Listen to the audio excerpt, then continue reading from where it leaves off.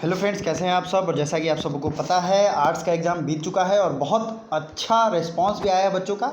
Moderate level का question था, cut off पे भी बातें करेंगे, क्वेश्चन कैसा था डिटेल में बात करेंगे। लेकिन सबसे पहले आप सब क्वेश्चन देख लो और कितने आपके स्कोर हुए हैं, कितने सही हुए हैं, इसको देखना जरूरी है। लेकिन शुरुआत हम लोग जीके जीए से करेंगे क्योंकि सबसे ज़्यादा स्कोरिंग है, सबसे ज़्यादा हमने मेहनत भी की थी। आपको पता है मेरा चैनल फ्री ऑफ कॉस्ट आपकी तैयारी कराया था और बहुत अच्छा response, thank you notes, messages आ रहे हैं।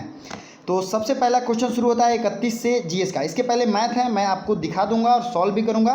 तो सबसे पहला 31 नंबर क्वेश्चन है, ईमा इज एन एग्जाम्पल ऑफ। तो ईमा जो है किसका उदाहरण, तो ये एक्टिव वोल्केनो का उदाहरण है। एक चीज़ जान लो, जिन्होंने एक्टिव वोल्केनो मारा है उनका सही है। अगला है prime meridian passes through. Prime meridian किससे गुजरता है, तो ये ग्रीनविच से गुजरता है। और एक बहुत ही चहेते मेरे स्टूडेंट्स ने ये भेजा है, कोटि कोटि धन्यवाद उन्हें और बहुत ही ज़्यादा थैंक यू कि उन्होंने ये मेरे पास डायरेक्ट सेंड कर दिया और बहुत ही seriously thank you so much. ठीक है, तो प्राइम मेरिडियन कहाँ से गुजरता है, ग्रीनविच से। तीसरा 33 नंबर क्वेश्चन है, 32 का राइट आंसर होगा ए।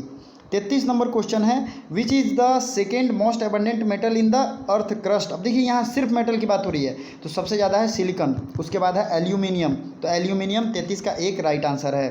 ठीक है, तो बताते जरूर बताइएगा स्कोर कितना है। चलिए अगला क्वेश्चन है 34 नंबर, गॉड पार्टिकल इज। तो गॉड पार्टिकल क्या है, ये हिग्स बोसोन का अलग नाम है। ठीक है, हाँ कुछ मिस्टेक मुझसे बताने में हो सकती हैं तो मैं इसका करेक्शन लेके आऊँगा, घबराने की जरूरत नहीं है, एक दिन में सब कुछ क्लियर हो जाएगा। How does the sun get its energy. सूर्य की एनर्जी कैसे मिलती है, देखिए एक होता है न्यूक्लियर फ्यूज़न, और मैंने बहुत डिटेल में बताया था न्यूक्लियर फिजन इसका रीज़न है।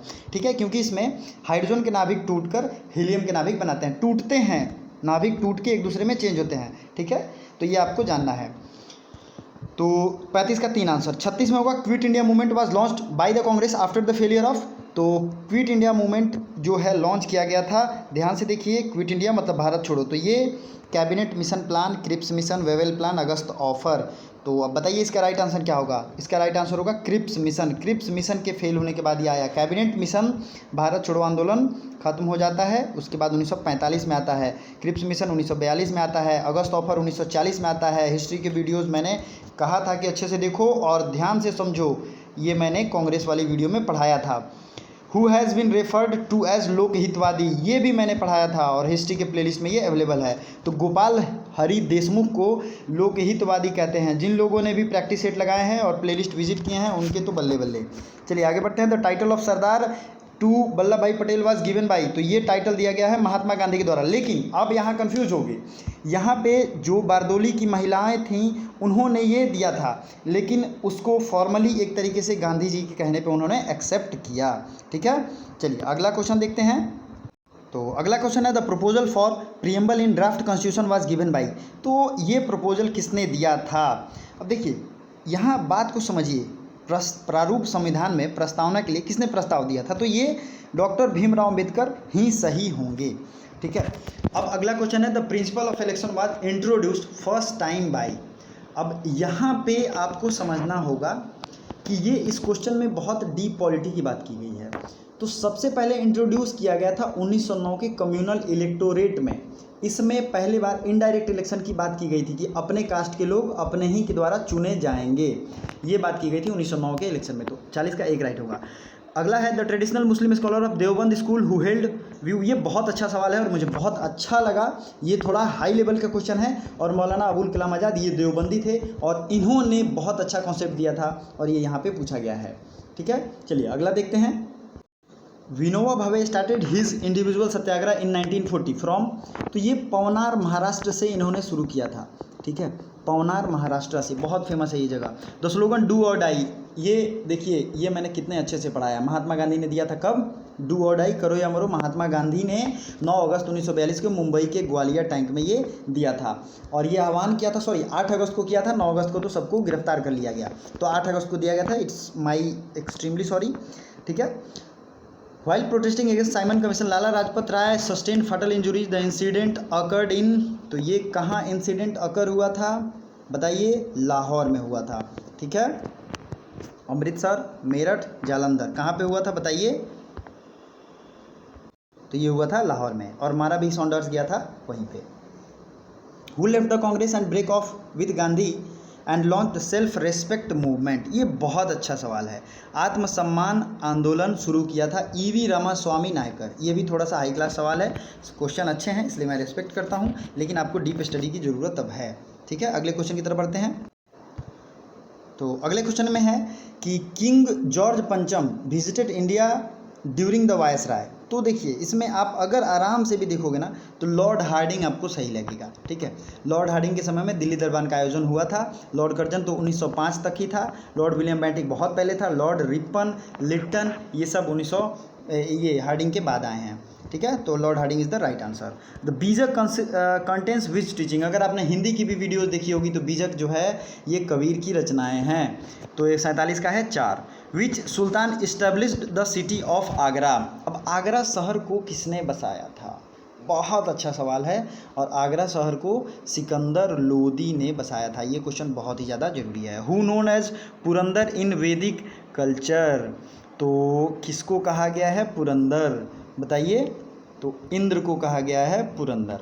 ठीक है, इंद्र को पुरंदर कहा गया है। अब ये क्यों कहा गया मैं डिटेल में बाद में बताऊंगा। Which state has the lowest population as per census 2011? तो 2011 के जनगणना के अनुसार सबसे कम पॉपुलेशन कहाँ की है? तो इसका राइट आंसर होगा सिक्किम। एक जो है वो राइट आंसर होगा। ठीक है, चलिए आगे बढ़ते हैं। अब देखिए मैंने जो मैप सीरीज पढ़ाया था ज्योग्राफी में, बहुत लोगों ने मिस किया है और उनका ये गलत हुआ होगा। ठीक है, both the Tropic of Capricorn and Tropic of Cancer, मतलब कर्क और मकर रेखा दोनों रेखाएं गुजरती हैं कहाँ से भाइयों? याद करो, अफ्रीका से गुजरती है। मैं डेली अभी भी करंट अफेयर्स में पढ़ाता हूँ और मैं परेशान हो गया बोलते बोलते, लेकिन बहुत कम लोगों ने देखा। जिन्होंने देखा उनको बेनिफिट हुआ होगा। Which country does not come under south Asia? दक्षिण एशिया में कौन सा कंट्री नहीं आता है? Bhutan, Maldives, Nepal, Myanmar.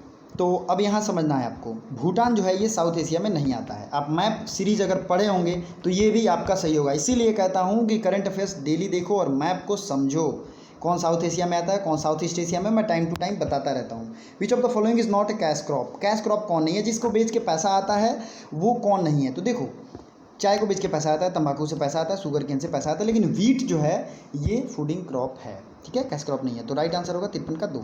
Lilavati was written by? बहुत अच्छा सवाल है, लीलावती। तो लीलावती जो है मैथमेटिक्स की बुक है और ये भास्कराचार्य ने लिखी थी। भास्कराचार्य बहुत बड़े मैथमेटिशियन थे। Where was the first Jain council? इसको मैंने बहुत अच्छे से बताया है। तो पहला हुआ था कहाँ, बताइए? पहला जैन काउंसिल कहाँ हुआ था?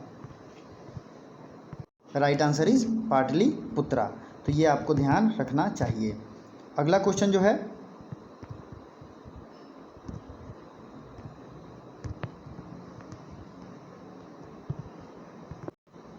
आदि शंकराचार्य एस्टेब्लिश्ड 4 मोनास्ट्रीज, मठ जिसे कहते हैं। ठीक है, बद्रीनाथ, द्वारका, पुरी, श्रृंगेरी। इसमें से कौन कौन होगा?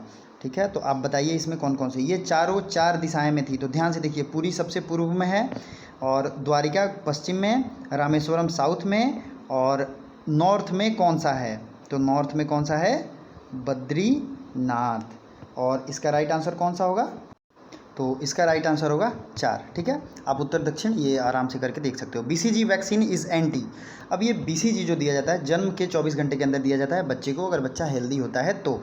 Chloroquine is used for? तो बहुत अच्छा सवाल है ये और बहुत बार ज़्यादा बार ये रिपीट भी हुआ है। ये मलेरिया के डोज में दिया जाता है। निकोटिन किस में पाया जाता है? तंबाकू में। 59 का 2। AIDS can be transmitted by? AIDS कैसे होता है भाइयों, बता दो? एड्स जो है किसके द्वारा होता है? ब्लड ट्रांसफ्यूजनरी से हो सकता है, एक्वायर्ड इम्यूनो डिफिशियंसी सिंड्रोम। तो चलिए अगले क्वेश्चन की तरफ बढ़ते हैं।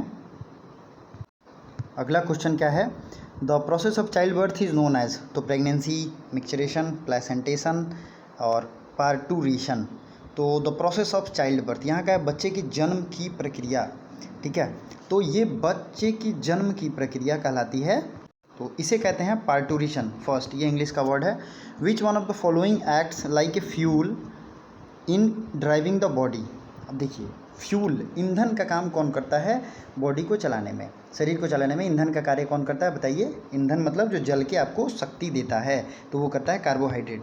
समझिए, विटामिन जो है वो सपोर्टिव एलिमेंट होते हैं, हालांकि बहुत जरूरी है। तो which blood group is called universal donor? ये कई बार मैम ने पढ़ाया है और जितने भी प्रैक्टिस सेट मैम ने 40 प्रैक्टिस सेट कराए थे उसमें से बहुत सारे सवाल आए हैं। सारे प्रैक्टिस सेट इंपॉर्टेंट थे, आप लोग देख सकते हो। तो ये है टाइप O। ठीक है, अगला क्वेश्चन है वर्ल्ड हेल्थ डे मैंने कितनी बार पढ़ा है कि WHO की स्थापना है 7 अप्रैल 1948। जिन लोगों ने भी डेली करंट अफेयर्स फॉलो किया होगा या मंथली भी देखा होगा, PDF परचेज किया होगा, उनके तो बल्ले बल्ले हैं। करंट अफेयर से बहुत सारे सवाल आए हैं। विच of the following vitamin is water soluble. अब देखिए मैंने इसका ट्रिक बताया था, BC जो है ये वाटर सॉल्युबल होता है। BC को याद कर लो, बाकी सारा वाटर सॉल्युबल नहीं होता है। तो इसमें BC में से कौन है, विटामिन C है, तो ये राइट आंसर होगा। ठीक है, तो विटामिन C जो है ये वाटर सॉल्युबल होगा। इन द यूनियन बजट, अच्छा मैं हो सकता हूँ बहुत फास्ट बोल रहा हूँ तो थोड़ा वीडियो स्लो भी कर सकते हैं। अब ये देखिए union budget 2021 under the new proposal income tax slab जो है ये कितना है, क्योंकि ये स्लैब तो हमेशा से बदलता रहता है और इसमें आयकर दर के क्रम में दिया गया है। तो इसमें 3 ऑप्शन हैं और ये बहुत कॉम्प्लिकेटेड है। तो आप देखिए वर्ष 2020-21 के संघीय बजट में आयकर की निजी दर के संदर्भ में, निजी मतलब पर्सनल टैक्स, किस स्लैब पर आयकर की दर को कम किया गया है। तो 5 से 7.5 लाख वाला जो था इस पर कम किया गया था। ठीक है, in which of the following regimes the rolling plan was introduced. अब रोलिंग प्लान क्या था, ये 1-1 साल का प्लान होता था और जब कांग्रेस की शासन गिरी थी 1977 में, उसके बाद ये रोलिंग प्लान 3 टाइम आया था और जनता पार्टी की सरकार थी। तो 67 का 67 का 3, ये थोड़ा हार्ड टाइप है। According to 2011 census which of the following union territory had the highest literacy rate. सबसे ज़्यादा लिटरेसी रेट, ठीक है, किस यूनियन टेरिटरी का है, तो ये है लक्षद्वीप। ठीक है, अगला क्वेश्चन है 68 का जो है 69 का, arrange the following states in decreasing descending order in terms of their population as per 2011 census. अब देखिए पॉपुलेशन वाइज इसको बताना है, तो मैंने पहले ही बताया था उत्तर प्रदेश 20 करोड़ है, उसके बाद है महाराष्ट्र, तो DC देख लो सबसे पहले किस में है, तो DC, उसके बाद है बिहार, फिर आंध्र प्रदेश, DC भी ये राइट आंसर 69 का 2। अपने स्कोर जरूर बताना आपके कितने सही हैं। अगला क्वेश्चन है the Gandhian economy is based on the principle of. अब ये बहुत अच्छा क्वेश्चन है, ये है based on the principle of trusteeship. ये थोड़ा हार्ड भी है क्योंकि बच्चे इतना नहीं पढ़ते हैं आर्ट्स के लिए। The Indian women hockey team clinch the federation international FIS series by defeating which country.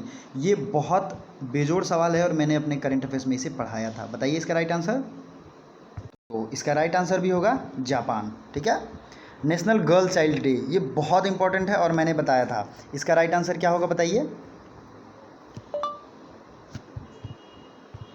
National girl child day. National Girl Child Day in India will be on Sunday the 24th of January 2021.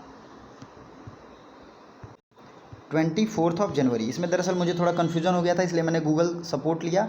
और इसमें एक चीज़ मैं बता दूं, 24 जनवरी जो था ये तो था ही, और international day of girl child ये 11 अक्टूबर को होता है। That's why I used Google, और गूगल से आप आंसर ढूंढ भी सकते हो बिंदास।